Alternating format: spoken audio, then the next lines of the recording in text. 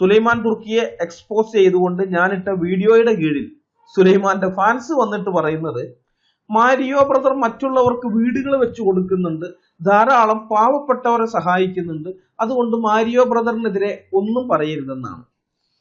ആ കമന്റുകളൊക്കെ വായിച്ചപ്പോൾ എനിക്ക് ചിരിയാണ് വന്നത്. ഇവരെയൊക്കെ എത്ര എളുപ്പത്തിൽ ആളുകൾക്ക് പറ്റിക്കാൻ കഴിയുന്നു എന്നോർത്ത് സുലൈമാൻ ഫാൻസിനോട് എനിക്ക് സഹതാപവും തോന്നി. ഞങ്ങളുടെ നാട്ടിൽ കാർന്നോമാര് പറയും, അയലത്തെ വീട്ടിലെ സദ്യക്ക് വിളമ്പുമ്പോൾ കാണിച്ചു തരാം എന്റെ ഔദാര്യം എത്രത്തോളം ഉണ്ടെന്ന്. സംഭവം എന്താണെന്ന് മനസ്സിലായോ? സ്വന്തം വീട്ടിലെ സദ്യക്ക് പിശുക്കിയേ വിളമ്പുകയുള്ളൂ. താൻ പണിയെടുത്ത് ചോര നീരാക്കി സമ്പാദിച്ച പണം കൊണ്ട് നടത്തുന്ന സദ്യയല്ലേ, അപ്പൊ പിശുക്കിയേ വിളമ്പൂ. പക്ഷേ അയൽപക്കത്തെ വീട്ടിലെ സദ്യക്ക് വിളമ്പാൻ നിൽക്കുമ്പോൾ ഔദാര്യമായി വിളമ്പും. താൻ വളരെ ഔദാര്യവാനാണെന്ന് കാണിക്കുന്ന രീതിയിൽ വിളമ്പും. കാരണം എന്താ? താൻ കഷ്ടപ്പെട്ട് പണിയെടുത്ത് വിയർപ്പൊഴുക്കി അധ്വാനിച്ചുണ്ടാക്കിയ പണം കൊണ്ടല്ല ആ സദ്യ നടത്തുന്നത്, മറ്റൊരാളുടെ കാശ് കൊണ്ടാണ്.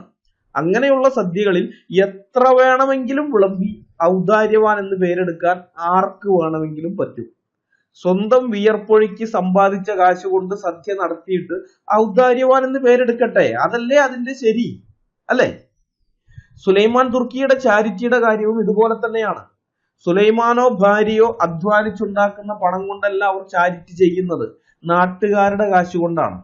അതിനുവേണ്ടി അവർ ഒരു ചാരി ഈറ്റബിൾ ട്രസ്റ്റ് ഉണ്ടാക്കി മറ്റുള്ളവരുടെ കയ്യിൽ നിന്ന് പണം വരുത്തുന്നുമുണ്ട്.